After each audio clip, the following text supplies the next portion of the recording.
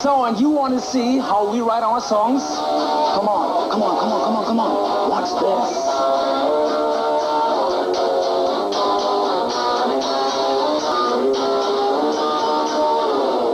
Hello, it's me, Rudolf Schenker from the Scorpions. So, Thank you for clicking on this video. If you're new to my channel, please subscribe or comment, like this video. Today I'm going to be talking about the Scorpions, one of my favorite bands, and my videos aren't specifically album reviews. They're more of like stories of how I got into the band and just talking about the band and stuff like that. I'm going to give a little bit of review on the albums that I like and everything. But when I first heard the Scorpions, it was in 1984, and it was this guy named Fitzy. His last name was Fitzsimmons, and he was Blackout. It was in between the arcade and the movie theater, and he had this big boom box. And I just sat there and I listened, and I was like, what the heck is that? Holy shit, that sounds amazing. It sounds incredible. 2 or 3 weeks later, I can't remember exactly at the time because it was years ago, my brother's friends, some slept over and wound up sleeping on the floor, couldn't sleep. Anyways, Kopi, my brother's friend Greg, threw in this tape, and it was Scorpions Blackout. Hey, holy cow, what is this? Who is this? And he goes, it's Scorpions. I'm like, oh, okay, that's awesome. Listen to the whole tape, and I loved it. And then within, I don't know, probably a month. It was such a long time ago. I don't specifically remember. Such a long time ago, I don't really specifically remember. But I did wind up buying Blackout, and I thought it was an incredible album. It was the year Love at First Sting came out, but I didn't hear Love at First Sting until, a little over a year later or so. I heard Love at First Sting, heard Rock You Like a Hurricane, and a couple of songs, and I thought they were really cool. And then, of course, Worldwide Live came out, and I saw it, and I was like, oh yeah, that being the Scorpions. 1988, when I heard them again, I saw the video for Rhythm of Love, Savage Amusement. Oh cool, they have a new album, so I bought that, of course, on tape. And I liked it. I thought it was cool. I was like, oh good, it's the Scorpions and there's a new one. I'm a Scorpions fan now, so I felt obligated. I didn't the other older stuff, because I just wasn't really exploring too much at the time. It wasn't until years later. So of course by 1990 they came out with Crazy World. They had a hit with that, and I thought that was cool and neat. Or excuse me, on the Savage Amusement tour, as you heard a piece of that in the beginning of the intro there, they went to Russia, and I'll get into the MTV and whole Russia thing in the upcoming videos. But they went over to Russia and they played for big crowds, which they didn't really expect, considering they were a German band and they were going to Russia and stuff like that. So they weren't specifically sure how the response was going to be. The response was overwhelmingly good, and he was about to kick in. So of course, once they came out with Crazy World, they came out with that hit with the whistling, Wind of Change, and that was pretty good. It was an overplayed song. It was kind of annoying that a lot of people who really wanted to the Scorpions. But of course, at the same time, it was good to see them get some kind of success. So that was good. A lot of people liked it. But of course, my whole Scorpion story starts before then. So what I was doing, it's like throughout the early 90s, and it's cool and interesting to see a lot of the reaction videos. The reaction videos of Scorpions, Still Loving You. Kind of annoying because I've been a fan for years and these people get thousands of views. A lot of people do the reaction videos, kind of jump in with the bandwagon with it. But yet at the same time, it's good to see that people are checking out older stuff and, metal, hard rock stuff from the 80s, 70s and 80s. Okay, as far as the music goes, Michael Schenker is good. I know some fans might get irritated. I might get some hate comments for this, but at least I'll get some comments on my videos. But I'm not really wild about Michael Schenker. He's a good player.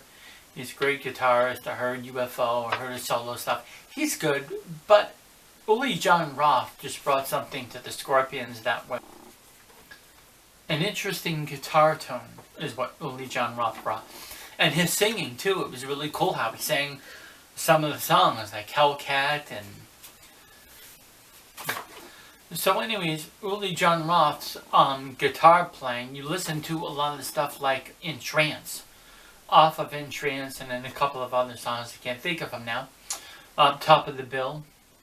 And he's just really doing those bends and letting it, you know, and using the whammy bar. Uli Roth winds up leaving the band, and then in comes Matthias Jabs, I call him.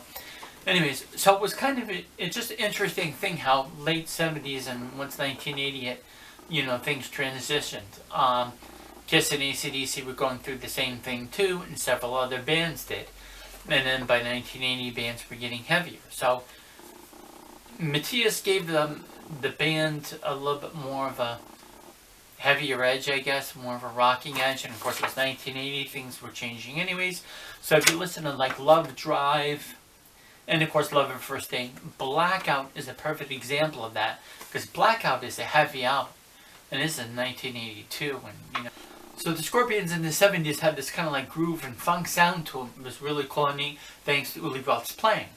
So I had no idea, of course, who they were in the 70s. I didn't know them until 1984. But throughout the time, I was discovering a lot of new music with newer bands, and other bands have been out for 2 or 3 years. They're just starting out.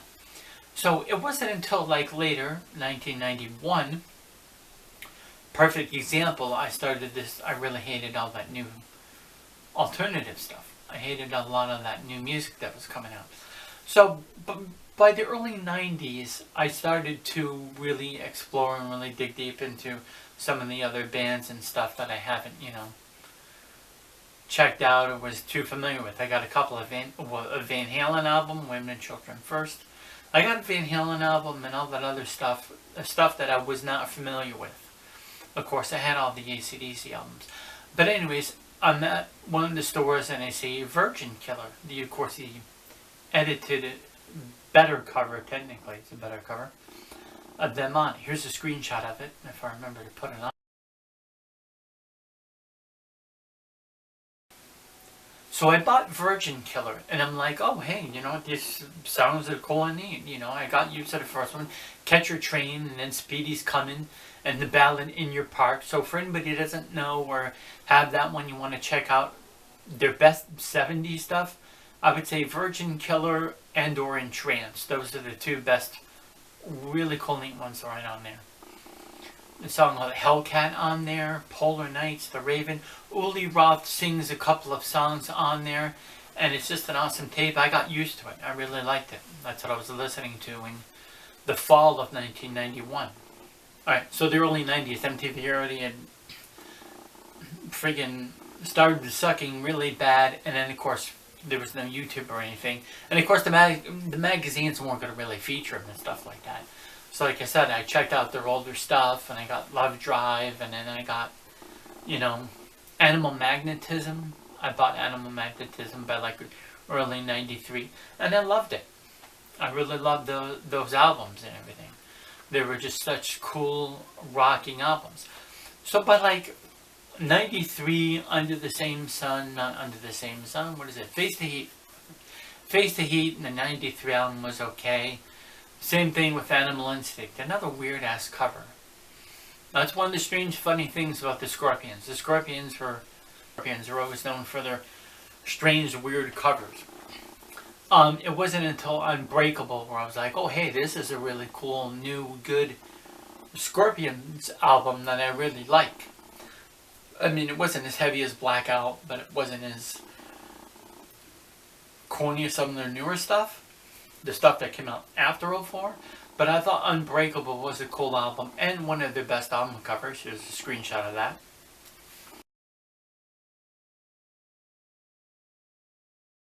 Love at First Thing is pretty cool. Some guy hugging and tattooing a girl at the same time. Black and white picture, kind of strange. That's the outside, the side cover of it. Best of the Scorpions Volume 2 is a cool one, but it was just one of those other compilation ones that I discovered, also where I discovered a lot of their... Animal Magnetism is a really strange cover. This guy is standing with these brown pants, facing away from the camera, holding a beer, a Heineken, I guess. This girl, cute, pretty girl with a purple shirt on, squatting down, looking up at him, and then this Doberman Pinscher dog on the side of him. I don't really get it.